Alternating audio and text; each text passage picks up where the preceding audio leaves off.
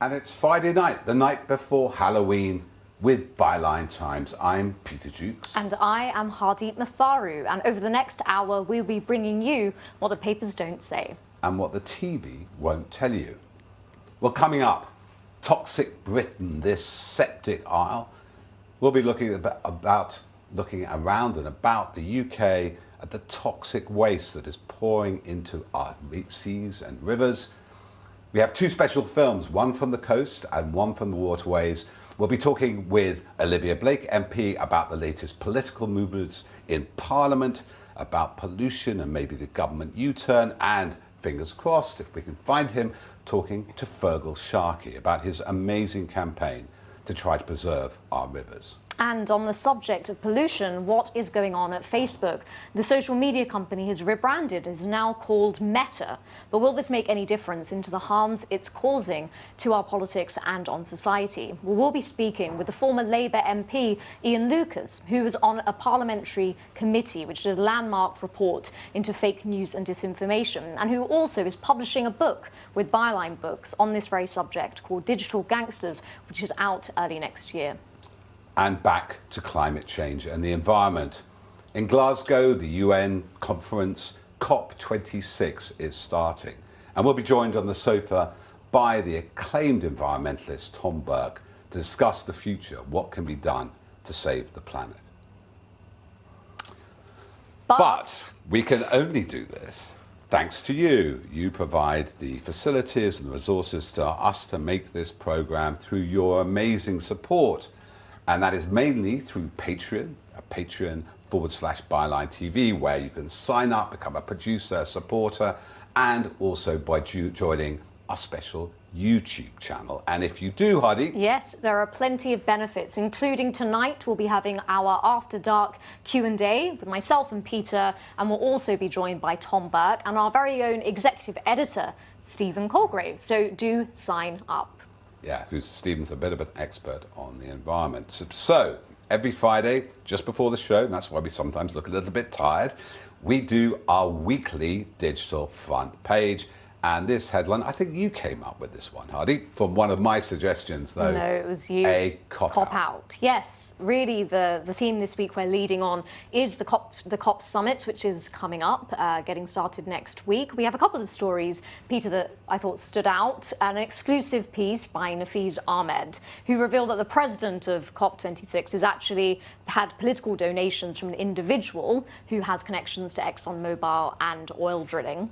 And then also a scene-setting piece by Mike Buckley, really giving some explanation about the context that we need to know going in to this summit, and why perhaps Johnson and Sharma are not as prepared as their counterparts were in Paris when the last meeting was held. We also have bits and pieces on, cuts being quietly made to green budgets. Sian Norris is on a piece on water companies being fined for various violations, and also other various stories on topics like the Met Police's surveillance, Prevent, levelling up or levelling down. Sam Bright, has shown that billions have been taken away from especially northern constituencies, red wall constituencies, which are now getting this sort of peanuts coming back to them. Yeah, overall a very... And in fact, if you do a Google search, which I was looking for a logo for COP26, Nafeez Ahmed's story comes up top of Google, at least my Google. It's being reported in Norway, we were told today on Facebook. Yeah, no, Norwegian media have picked up on it. Yeah, foreign media picked up on it, even if our national media don't. So we're a newspaper, well, also a TV and documentary company.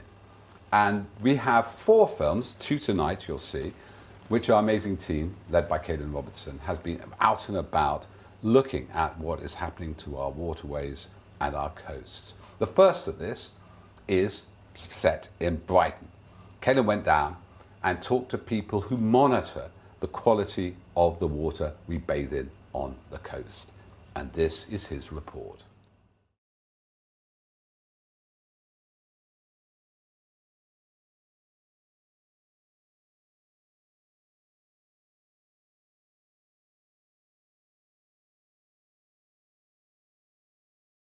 I love the sea. Days like today where it's wild, you respect it We're a coastal country. The sea surrounds us. It's what we are about. You know, it needs to be protected. It should be protected, but it isn't being protected.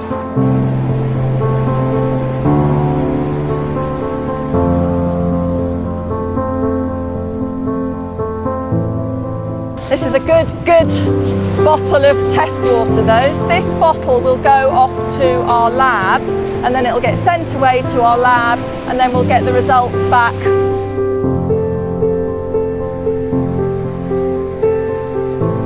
Okay, so the results have just come in. It's not good. Yeah, as we thought, there's E. coli in the sea. It's terrible. There's E. coli out there. The United Kingdom is surrounded by this beautiful thing, the sea, but we're not protecting it. You know, we had 7 hours of poo released into it just a few days ago. It's demoralising, frustrating. You know, if I weren't on camera, I would be stamping my feet and probably swearing quite loudly. Sewage releases are happening not just all around the coast, but all across the country.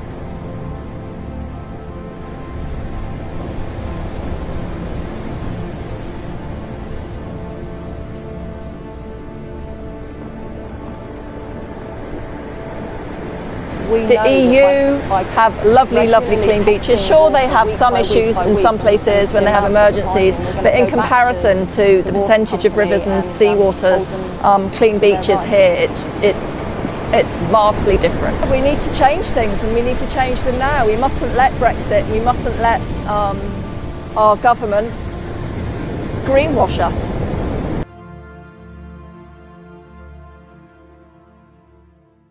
My message to Boris Johnson would be, don't preach to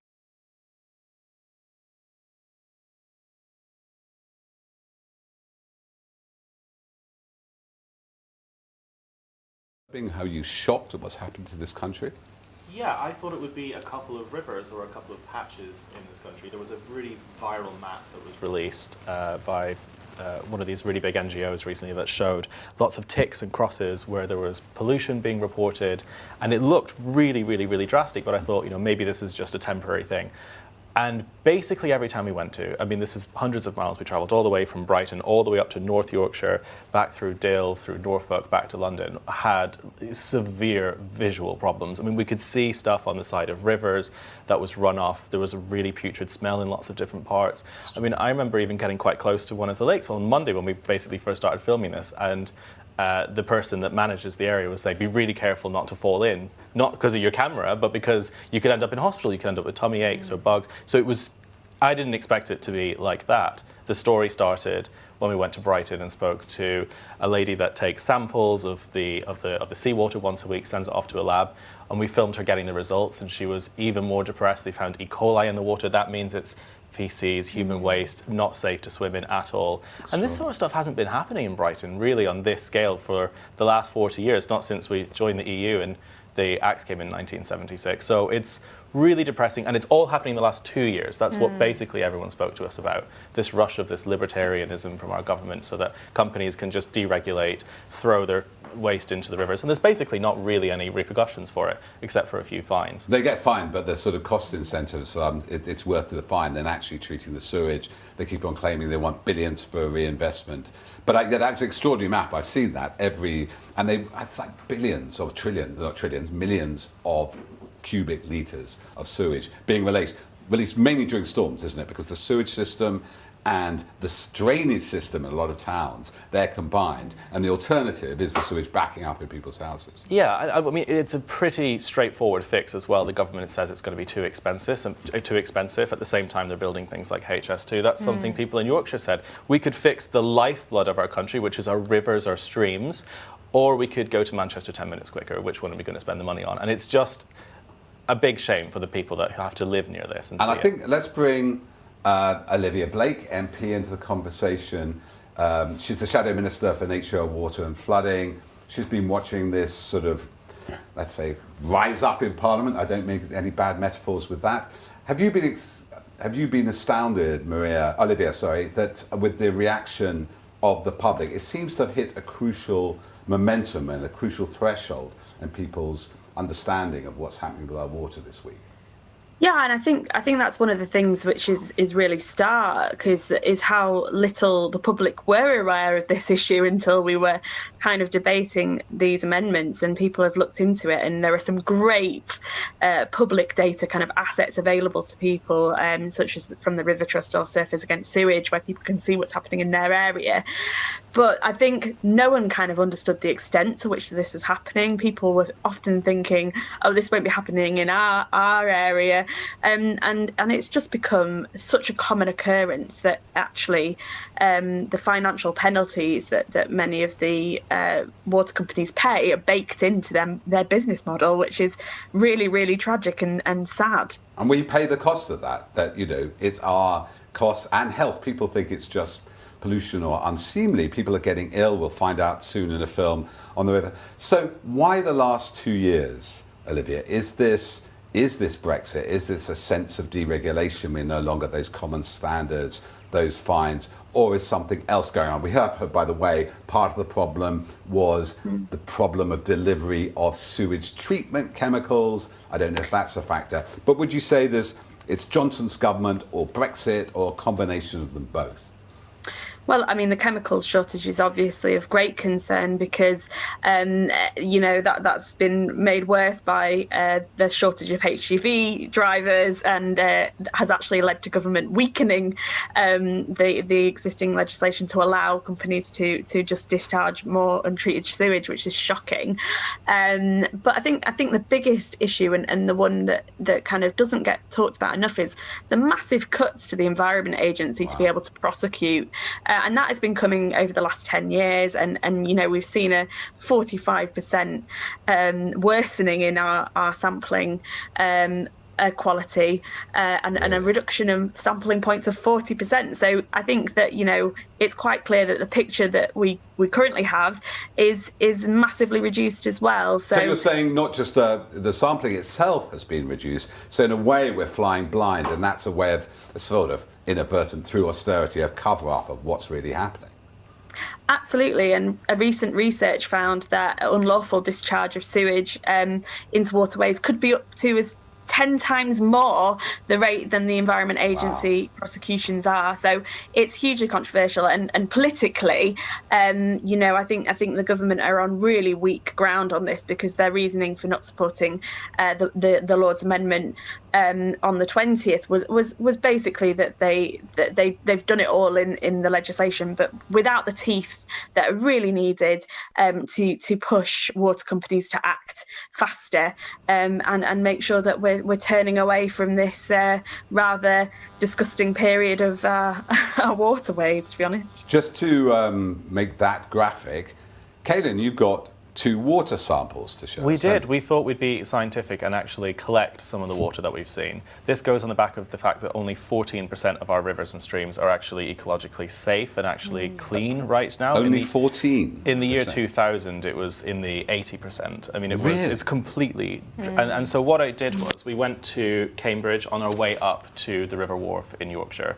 and we found one of the rivers in that 14% that was clean and sampled. This is how it should look. Well, that looks like nice, clean water, doesn't it? Yeah, Look, I could drink that. Maybe I shouldn't, but you probably could.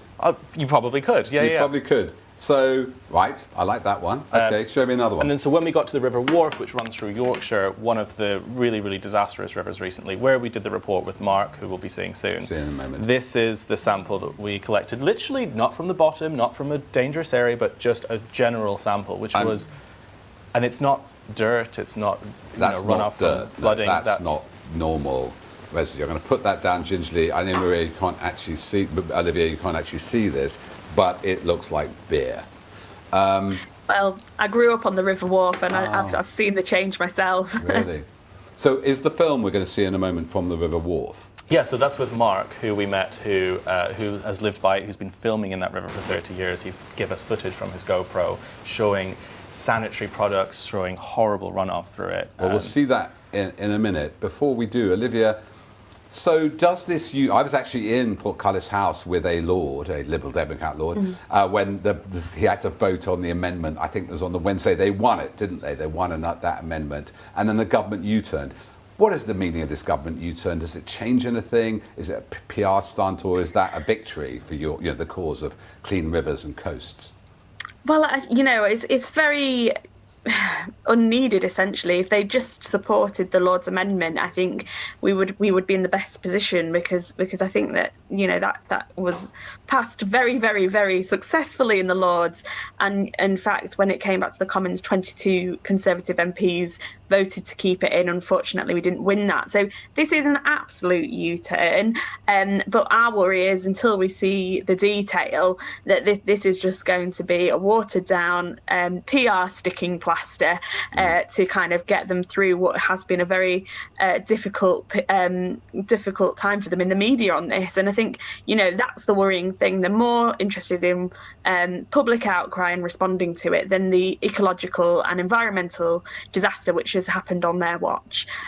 So we'll be supporting the Lord's amendment as it comes back to the House of Commons, and trying to push for that. We'll look with interest at the government's own amendment and see whether those provisions go far enough. But to be honest, I'm not convinced that they will. Well, we won't stop holding them to account. We've got 3 more films, one more we'll show you in a moment, showing you exactly what's going on. In a moment, we'll talk to Feargal Sharkey about his long campaign to preserve chalk rivers. But thank you for joining us so much, Olivia, and speak to you again soon. Thank you.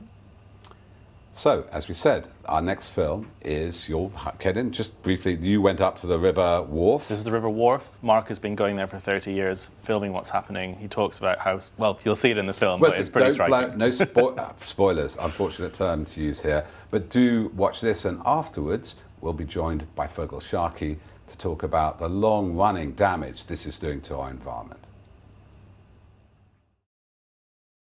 My message to Boris Johnson would be, don't preach to other countries about the environment when in our own backyard we are living in a cesspit.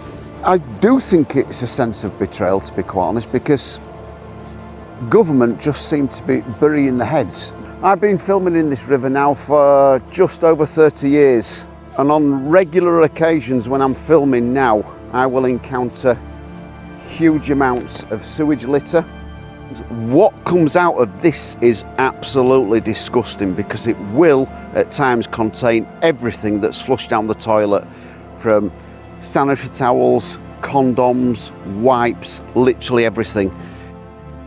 It's shocking. The smell that comes from it is so distinctive. It comes out, goes down the river, people swimming, they're obviously wearing the swimming costumes, they've been getting stomach cramps, sickness, all sorts, literally from swimming in the river with the amount of sewage that's going in. And in certain areas there's been a huge explosion of dead fish, and basically an entire system can be completely wiped out. I do find it upsetting. Slowly these rivers are dying, and the rivers are the arteries of the country. They've shaped many towns, villages and cities, and to see the demise of what should be a vibrant area, for me, I find it extremely upsetting.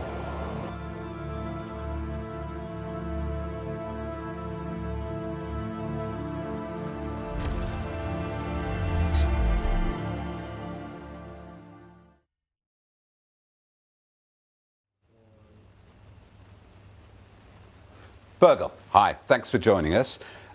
We just had, our producer, Kaylin Robertson, explain how these rivers have been deteriorating, particularly over the last 2 years, but also after the last 10, the Environment Agency is being diminished and underfunded. You've been campaigning for chalk rivers. Have you been seeing this happening over a long time? This has been happening for decades, and it is a direct correlation between a underinvestment by the water industry going back 30 years and indeed a complete failure of regulation and oversight of the industry. The chalk streams that you're referring to, particularly around London and the southeast, were in many ways the first rivers in the country to begin showing the results of that, and that simply manifested itself by over-abstraction. Right. The water was being taken out of the rivers, or the rivers were being deprived of that water, and that clearly then has an ecological impact on and they're very rivers. rare. So they're very rare. Just to explain to people that they think chalk streams are common. They're very, very weird, very precious ecological niches, aren't they? To give people some kind of a context, there are 10 times more coral reefs on the planet than there are chalk streams. Wow. There are 100 times more Bengal tigers on the planet than chalk streams. Gosh. And there are 1,000 times more blue whales on the planet than there are chalk streams. Oh, Feargal, that's amazing. 85% of those are to be found here in the south, predominantly in the south and the southeast of England.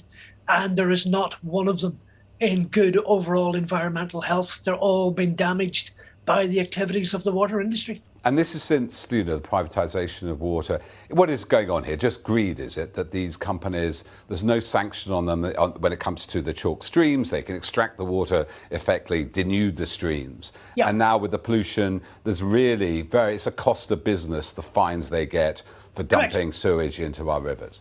It is, but the part where the regulatory failure comes into this now, the water industry has two regulators. The economic one, which is Ofwat, which sets the retail price for water on 5 yearly cycles, and the Environment Agency, who are supposed to ensure that the water industry's activities do not impact upon the environment. Now, in terms of our chalk streams, they've got a double whammy. Not only have they been deprived of the various fundamental nature foundation of life that a river needs, water, they are also then, like every other river in the country, then having vast quantities of sewage dumped into them. Again, just to give you a little bit of clarity around the overall picture, there is not a single river in England that meets good overall environmental health. Not one. Wow. That's made up of two tests: the ecology test, which is invariably about the fish and the species and populations and the birds and the invertebrates and the insects and the vegetation and the flora and fauna. 86% of rivers fail that test, but the more galling number, every single river in the country fails the chemical test. Every single river is polluted. With the chemicals here, these are nitrates from fertilizers, or industry is still dumping. So it's no longer from industry so much, it's more from intensive agriculture. The two biggest sources of that pollution in the modern world are agriculture and the water industry. Wow. And between the pair of them, they account for about 60% of all of the pollution in our rivers. And clearly, on behalf of the water industry, you are right, that is predominantly tied back and invariably leads back to sewage entering the waterways in some way, shape or form. So, Feargal, what is the solution to this? I mean, people talk about, the water companies should be brought back into public ownerships. There's this huge tideway project down the Thames. They're spending billions so the overspill during flood storms, the sewage goes elsewhere. Is it massive investment? Is it changing agricultural procedures, big fines? What is the solution? Because these rivers are the lifeblood. You are right. In terms of the fines themselves, they don't actually happen very often. Now, as you have been discussing earlier on, last year water companies spent over 3.1 million hours dumping sewage into our rivers on over 400,000 separate occasions. And I would argue an awful lot of that is illegal and therefore criminal. But the actual number of prosecutions taking place is actually quite small. And there's a whole host of reasons for that. So you are right. When you find a company like Southern Water, £90 million, sounds like an awful lot of money. That year they made, by my calculation, about £600 million. In profit. And you find them 90. So the board just sit there and go, would you like that paid in 20s or 50s? So the fines are actually providing no disincentive at all to alter and correct the behaviour of the management. And that's the bit that needs addressed. So for me, government's whole exercise around the Environment Bill and all this debate and discussion about amendments in politics is actually futile. Because We they haven't have got the over the legs- mechanisms to enforce, and they don't big enough fines, Correct. whatever. Right. And is there a It- way, how do they calculate those fines, Feargal? Is it like, 90 million for X, Y? How do they calculate the damage well, they're doing? You know, That goes back, I'm afraid, to the judicial system and the guidance issued to judges as to what they can and cannot fine for. So there's a long process there, and I have to admit I'm by no means an expert in the judiciary and the sentencing guidance that the judges have to apply to this kind of thing. I think what you have to do at the minute, the incentive that these companies have is to maximize the return back to the shareholder.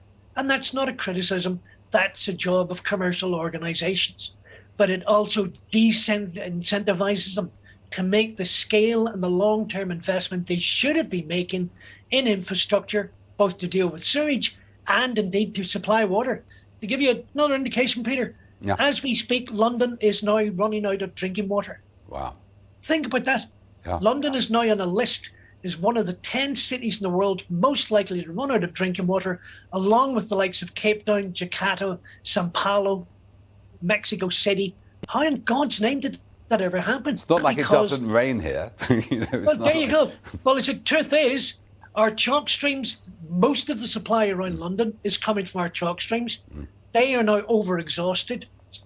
So there's effectively no more to be had.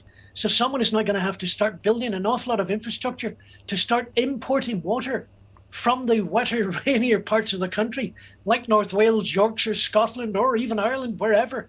And we're now going to have to start building reservoirs on a colossal scale. We've not built a single reservoir in southern England since 1976. Really? And all of that comes down because the incentive for these companies is to maximize the return back to their shareholders. And the regulator has not been ensuring that the level of investment required for the future of the industry was being delivered. So what do we need to do? Sit down, come up with a plan, the strategy, timetable it, schedule it, make sure the funding's there. It doesn't matter if it's going to take 10, 15 years. We know it's going to be a big job. But for me, the important bit is you then need to directly link the idea of shareholder dividends and executive bonuses packages to actually delivering upon that plan and that timetable and ensure that that investment is made. So there's a better incentive to build the Absolutely, infrastructure. because right now, water companies have no incentive Right. to invest in new infrastructure at all. Well, look, At the For- current rate that they've been trying to repair the sewage system, at the current rate of repair, it's going to take 2,000 years to repair the whole network. well, Feargal, if we can help, voice this campaign, give some more welly to your campaign and get that going, because it sounds like it's getting pretty urgent, both in terms of water supply and the pollution of our waters. Oh, it is. We've got, in fact, the National Audit Office published a report earlier this year, and I think they estimated that we are now looking at 1.3 trillion litres of water shortfall by 2050 in England. Well, you've That's done an some incredible number. You've done some brilliant campaigning. You're a very passionate and very clear advocate for this. Can I just ask you on a personal note, Yeah. why did you get involved in this? What, made you so passionate about chalk streams and then the rest of the situation with our water and Well, sewage supply? I've had a lifelong passion and enthusiasm for fly fishing. I became 5 or 6 years ago chairman of the oldest fly fishing club in the country. In fact, this year is the 180th anniversary of a thing called the Ammal Magna fishery. Pretty quickly, I realised that there had been a conversation going on for 15 years with the Environment Agency and Thames Water involving loss of flow and loss of water in the river. And it had not been resolved after 15 years. And I found myself suddenly working with a fantastic little charity called Fish Legal to prepare a case to take the Environment Agency to the High Court. Right. And we not only got to the steps of the High Court, I was actually banging on the door when eventually, as I refer to it, the grown-ups were let into the room and we managed to get the situation resolved quite quickly. Now, I'm pleased to say the agency staff at a local level are fantastic people. They're quite remarkable individuals. They're amazingly supportive. And the Ammal Magna is now looking, in fact, I was sent a bit of footage earlier today of wild brown trout spawning and beginning to spawn in the Ammal Magna fishery And 5 years ago, that river was suffering from eutrophication through lack of flow. So So this that's is how quickly Mother Nature can recover. and Now- it's really important, isn't it, to have these stories. People feel so fatalistic and despairing about some Oh, yeah, of the yeah. things happening. You can make a difference. Oh, listen, without question, and as I explain it, Peter, that experience, because the Elmo Magnus basically just 50 old men who want to go fishing. That's the truth of it. We don't want to be campaigning about any of this. But that experience gave me an itch. And rather stupidly, and to my grievance, I was dumb enough and stupid enough and reckless enough to scratch that itch. Well, And we then are I grateful. realised that the experience of the Elmo Magna could be extended to every chalk stream in southern England, and that every chalk stream in southern England simply became a proxy. That if we could not safeguard and protect some of the rarest river ecosystems on the planet, if we couldn't safeguard them, what the hell was going on with every other river in the country? Right. And that just gave me a bigger itch. And for a second time, I was foolish enough and desperate enough to scratch it, and I really regret having done so. Well, we don't regret it. You have been a brilliant crusader for this, and now we're all becoming aware of something you've been campaigning on in a solitary, small way. So thanks for all that. Thanks for joining us on Byline My pleasure. TV. Thank you for having me. Great to see you. Let's talk to you later. Take care. Bye. Now, Facebook has been back in the news again this week as more information has been emerging about how the social media platform has been prioritising its profits over people's well-being. Mark Zuckerberg appeared to come up with the perfect distraction. Let's take a look at him introducing us to the metaverse. Hey, are you coming? Yeah, just gotta find something to wear.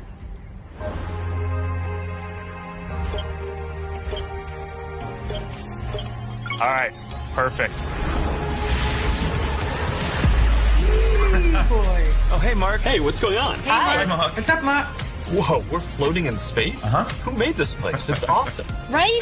It's from a crater I met in LA. This place is amazing.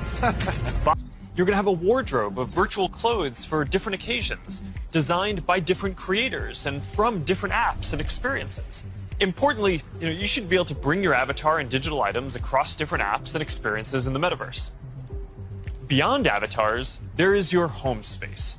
You're going to be able to design it to look the way you want, maybe put up your own pictures and videos and store your digital goods. 3. Now, Peter, you've got some thoughts, haven't you, on this new metaverse that Mark Zuckerberg wants to introduce the world to? Do you think it's going to be more or less sinister than the current incarnation of Facebook? It's an attempt to escape from the bad reputation of Facebook. It's aimed at younger people, which they are losing. The audience is both on Facebook and Instagram. But I think the name is revealing, and I think I'll be writing a piece about this for... Why do you think it's revealing? Because it just shows where techno-libertarian goes. It's a new form of spirituality. He's trying to abstract himself from all the anti-democratic problems he's caused, problems to teenagers, COVID denial, get these more and more pure and artificial environments. It's like the Matrix. I mean, he is the Matrix, and he's sucking all the information out of us, not just energy, as happened to Keanu Reeves in the famous trilogy, which they're just updating. So I just think this is so revealing that he really believes, a bit like Elon Musk, in this off-world project and is in denial. And he's the owner and controller of Facebook in all the damage he's caused. So it's basically escape reality into an alternative reality where you're not to blame. It's sort of what a former Deputy Prime Minister of the UK has done, escape into a reality where you're not to blame. We all saw Nick Clegg, who now is, he's leading on communications of Facebook, isn't he? He was made an appearance in one of these videos introducing us to the metaverse. Did he really? I missed that. Yes, he did, Peter. The master of denial, shape-shifting. Well, perhaps he's found his ideal home there. But let's go now to Ian Lucas. Now, Ian was the former Labour MP. He also sat on the Parliamentary Committee for Digital Culture, Media and Sport, and in particular was on it when it conducted its landmark inquiry into fake news and disinformation, which really did shed some light a lot on what was happening with Brexit, Cambridge Analytica, the election of Trump. And we're really proud to say he also is the author of a new book that Byline Books will be publishing very close in the early new year, called Digital Gangsters. Ian, thank you so much for joining us this evening. Thank you for having me. So you have an insider's track on this. Why, when we look at the UK government, Boris Johnson's administration, why is it that they may not be that keen to hold companies like Facebook to account? Well, our present government is really the vote leave government. And there's been no organisation that has been more successful in using the current social media rules, insofar as there are any rules, to its own advantage. Boris Johnson, Michael Gove, Dominic Cummings in the past secured power on the back of using social media, using Facebook to a huge extent, using Facebook unlawfully, even breaking the limited rules that existed back in 2016. And as a result, they've benefited. Yeah. They used Facebook incredibly heavily in the 2019 general election, and they're continuing to use Facebook. Now, the pressure of public opinion has, as we've seen this week, forced Facebook to even change their name. But we have seen virtually no change in the law or the rules by the UK government, despite all of the information and the huge change in reputation that Facebook has suffered since we had our inquiry in 2018 and 2019. What were some of the main points that inquiry uncovered when it came to Facebook, Ian? Well, I think the key point essentially is that it made the point that we are all being surveyed by using the internet, by Facebook, by using other platforms, and that the whole way of campaigning in political elections has completely changed. So that rather than the old days of canvassing through knocking on people's doors and speaking to individuals, we are being surveyed as we use the internet, and we are being individually targeted by political advertising and by political messages in a way that has never, ever happened before. So that we've got a completely different world in political campaigning now to what we had back in 2010, say. And we have exposed that. But I still think this story, this message, has not got through to the general public. And I found it very difficult in Parliament to get the message across to people that the whole way that politics was being fought now had completely changed. And what I wanted to do was to explain how I individually learned about this, because despite the fact that I was an MP, I didn't realise what was happening. And I wanted to tell people how politics has changed. And so we'll be happy to come on to your book just in a few moments, Ian. But in terms of the online safety legislation that is being proposed, I mean, one of the interesting things about that is the very point that you're making. To my knowledge, advertising isn't something that will be a focus of what's being proposed. Again, in a way suggesting that the tactics that have benefited the governing party are going to remain. Really, politics isn't in the conversation as far as the online safety bill is concerned. It's interesting that they use the term online safety rather than online harms, because one of the biggest harms that we face is the threat to democracy.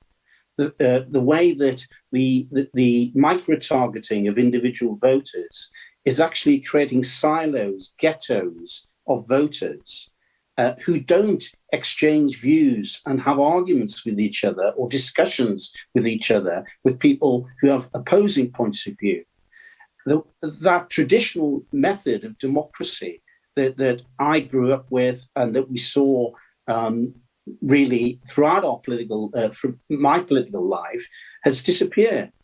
And we see, for example, Boris Johnson in the last general election refusing to be interviewed by Andrew Neil of the BBC and simply pumping messages down the Facebook line to get his message across without challenge. Now, that's a hugely significant change in the way that elections have been fought. And I don't think we've really had a political debate in the UK on that subject. Traditionally, we didn't even have advertising on television, as we know, contrasted with the American system.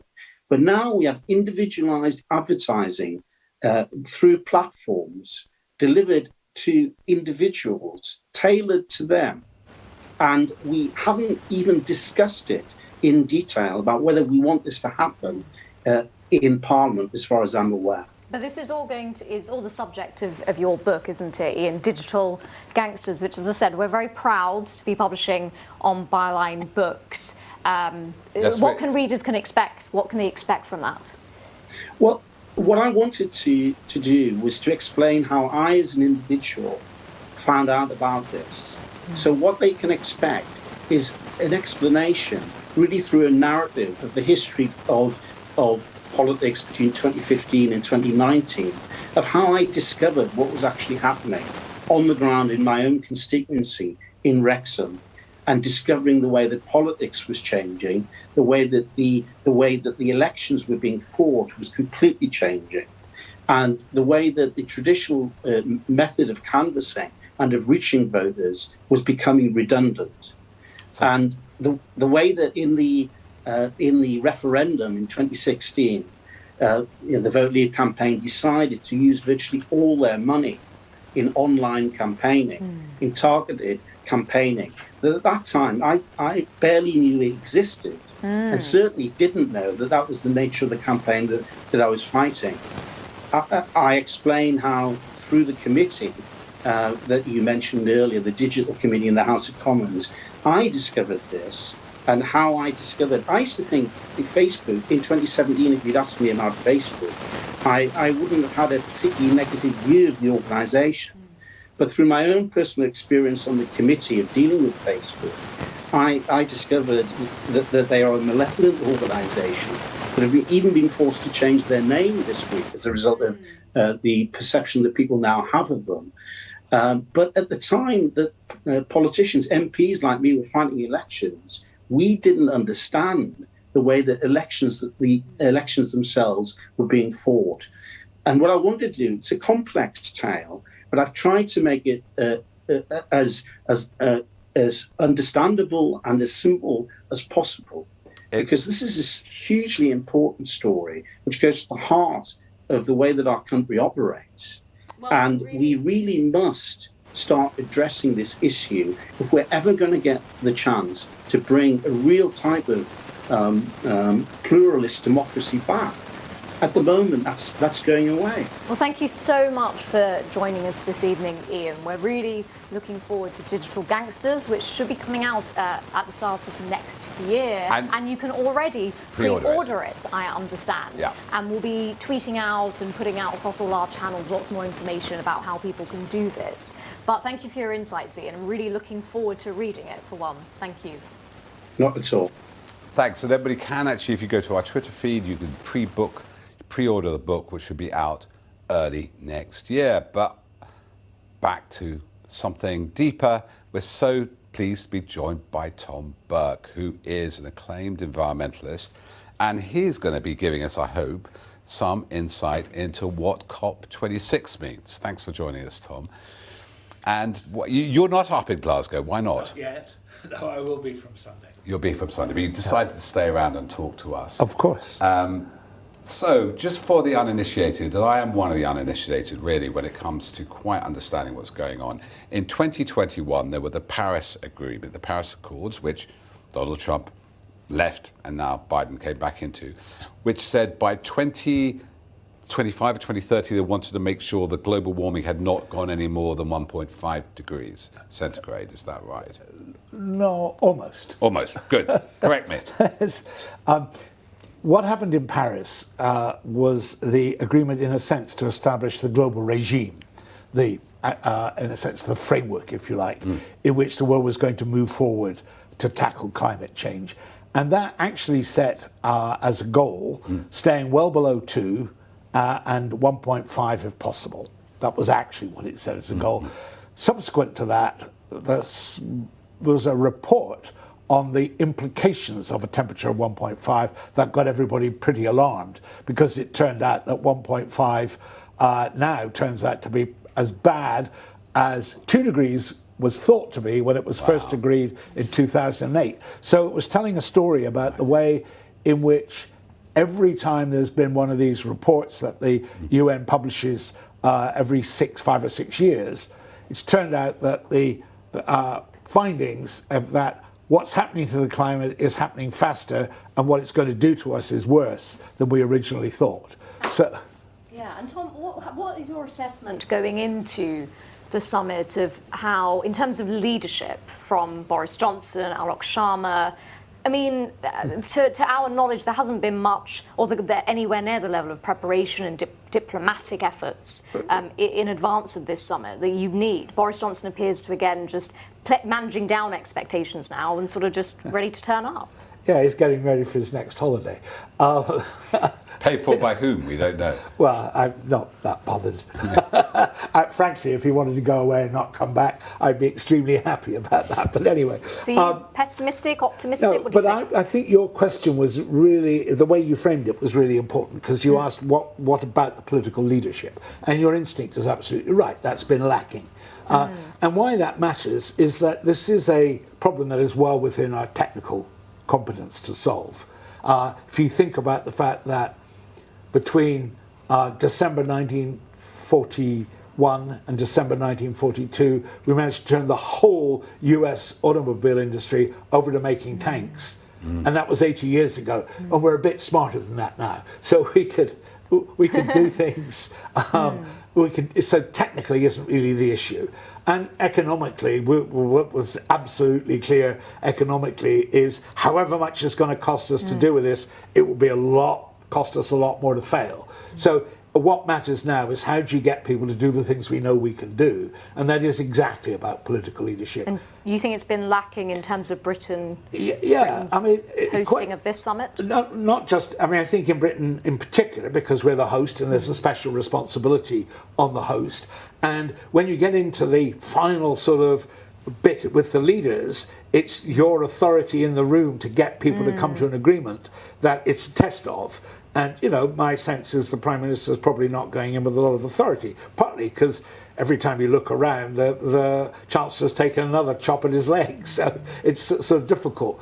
But the thing I like to make a clear distinction of is the difference between government and politics.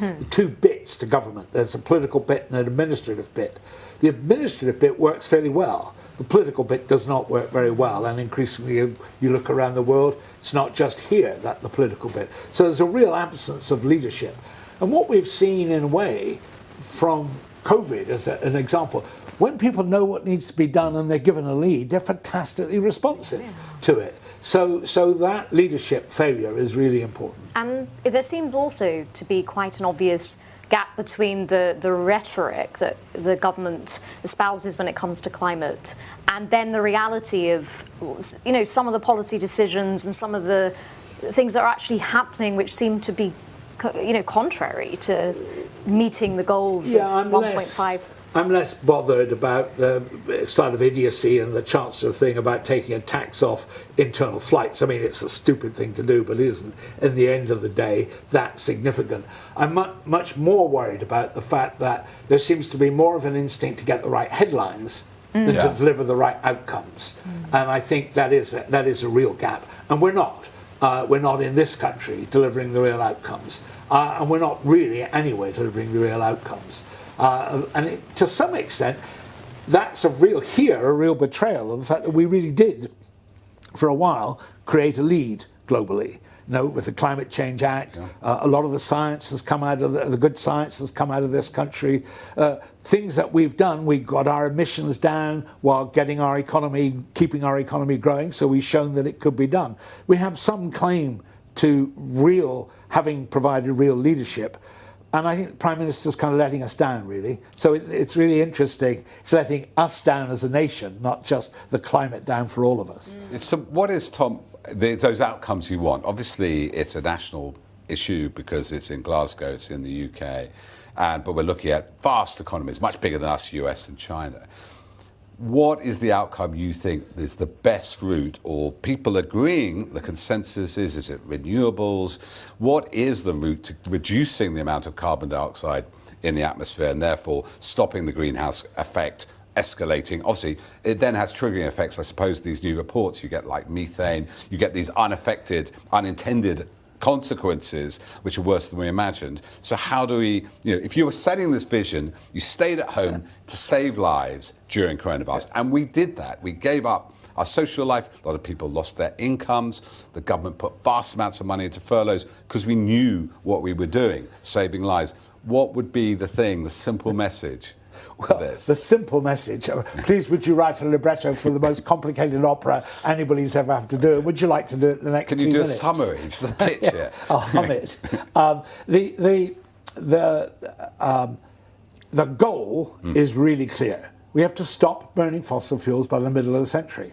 That's it. I mean, in some sense, what's the message? Stop burning fossil fuel by the middle of the century.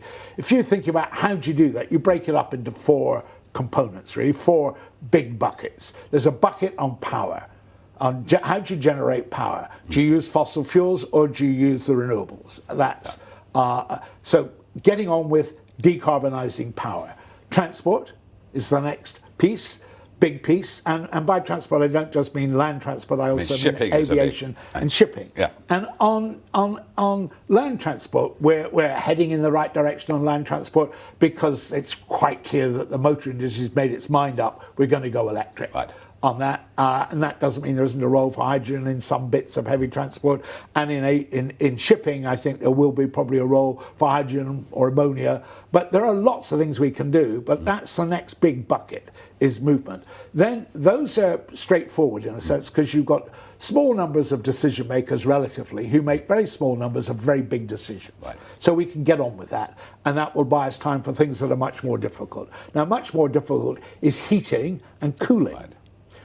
That's a very big chunk, and that's where if we were spending public money, you get the biggest bang for your buck and you get carbon out fastest and cheapest. We did a piece on Byline Times today, this week rather, about heating pumps that you can actually. There are a lot. So, what is the solution to heating? And obviously, cooling, because people forget. A lot of people live in very hot climate, especially in America now. So, air conditioning, cooling things is taking a lot of energy. But we'll start by insulating houses properly and stop leaking heat out of houses. So start by that, and then there's a vast array, and there will be different things for different places. You can't put a heat pump on the 16th story of a block of flats. So you've got to. There's not a single silver bullet, but that piece is a different kind of approach because you've got large numbers, very large numbers of decision makers who make a huge number of very small decisions, like consumers, like people, households. Exactly. Now the aggregate of those decisions is really significant, but each individual decision is very small. And then you've got the whole area of agriculture and land use, where again you've got huge number of decision makers making a very large number of very small decisions, but the aggregate really counts. Like felling logs to grow. Like growing crops in order to feed animals, which is very carbon intensive, for instance. So there are lots of different. Very clear there, you made that very clear. Well, and the point about that is the policy regime that will deal with the first two is not the same as the policy regime that will deal with the second two. And talking about insulation, Tom, let's take it from the sort of the leadership and the sort of big ideas, really, that we need to get on board with, to what grassroots, what people can do or are doing. I mean, we've had endless media reports about, they're termed as an eco-mob, this group, Insulate Britain, going out onto motorways, etc. What do you make of sort of those kind of tactics? Obviously, we had Extinction Rebellion before, another group sort of which did capture the public attention. But do you think we need more of this sort of activism, or it needs to evolve in a different way? I think whenever you're looking at the tactics for a whole range of civil society organisations, the question you need to ask is, what's your change model? How do you think what you're doing is going to bring about change? And there are a lot of different answers to that question. That's why you have lots of different kinds of things. But what I think with Insulate UK or Extinction Rebellion, what the really important bit out of that is they are giving a signal about the level of public anxiety about the climate change. Now that's a very visible manifestation of something that the polling shows you across the board, particularly amongst young people, that there's a very, very great level of anxiety about the state of the climate, and therefore a very big desire for politicians to do more to respond to it. And of course, Greta Thunberg has been the most powerful voice of that thing. If you remember what she said to the US Congress was, don't ask me, about it, listen to the scientists, which is, she was absolutely right to point the finger at the failure of politicians to listen to the scientists. So each individual set of tactics depends on the particular circumstance. You don't think it sort of is a danger that it could alienate sections of the public? Yes, there is.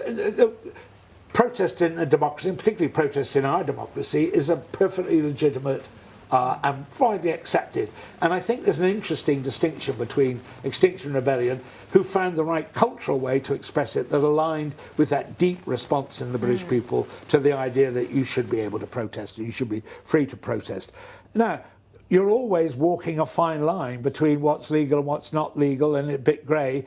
And if your change model is you're actually now trying to force a legitimate government to do something it doesn't want to do, then you're in a different realm from Extinction Rebellion. And that's a realm which is much less likely to have public support. Public may be well in favour of you giving voice to their anxiety and not be very keen on you trying to overturn an elected government.